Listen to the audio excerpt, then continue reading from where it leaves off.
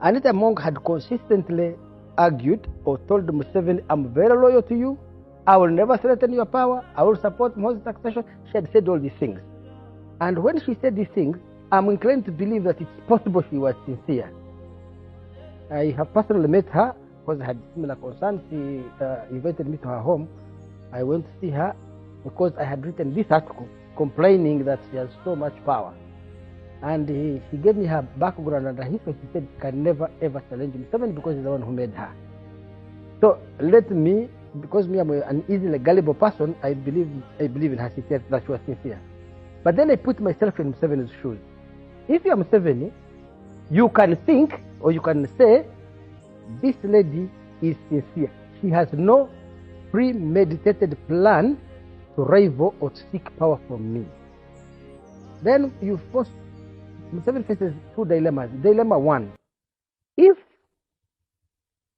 first of all, intentions are very difficult to know. People's intentions are difficult to know. She may be lying, she may be genuine. But two, intentions change with time. So right now she may be sincere, but the capabilities and influence she's building in the state and the party may in the future tempt her to seek the presidency and wrestle it from me. So as a precaution, it is better for me to keep her now, even if she doesn't have any plan now, any premeditated plan to seek the presidency, because I don't want to be shocked. Even if there is a 2% chance that in future she will change, rather a 2% chance that she's likely to be a threat, I need to neutralize that threat. I think Museveni, the gorilla, would think like that. So it became increasingly imperative for Museveni that this lady's wings should be clipped.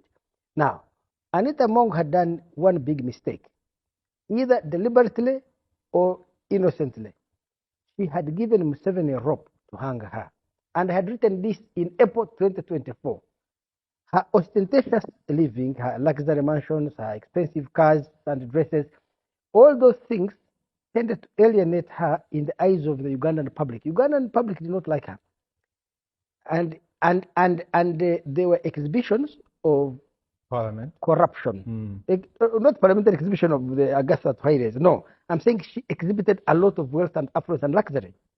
But that not only revolted many elite Ugandans against her, but it also gave Museveni a rope with which to hang her. So at any one time, I felt she was vulnerable. At one time, I thought maybe Museveni may keep her because she was so vulnerable. He knew he can anytime call upon her financial indiscretions to get even with her. Now, of course, human beings as we are made, we are always driven by the personal. People are, I do not think that Anita Among's problem was corruption, because remember that Anita Among did not take money out of parliament necessarily for her personal use. That was a small side effect. Anita Among's use of parliamentary money was actually to build Museveni's political base. In fact, to get Museveni's legislation in the parliament passed. Because I am reliably informed that before Anita Among became Speaker of Parliament, whenever Museveni needed major legislation to go through Parliament, a major action to take place, he would invite these Omar as these MPs, State House, give them tea, pay their transport, pay their medical bills, pay their children's fees, clear their loans, spend a lot of money in order to get the vote. When Anita came in, she said, okay, Museveni, you don't have to do that. Let me handle Parliament for you. You see, the strength of Anita Among, people don't know, is she has excellent interpersonal skills. That is why she's so effective in electoral colleges. And she may not be effective in a presidential campaign where you are elected by anonymous people.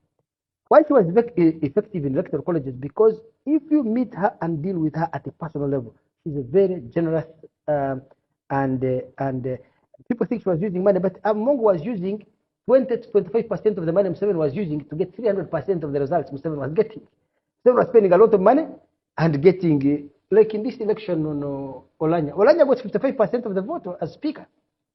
But for her, she would use less money and get bigger results.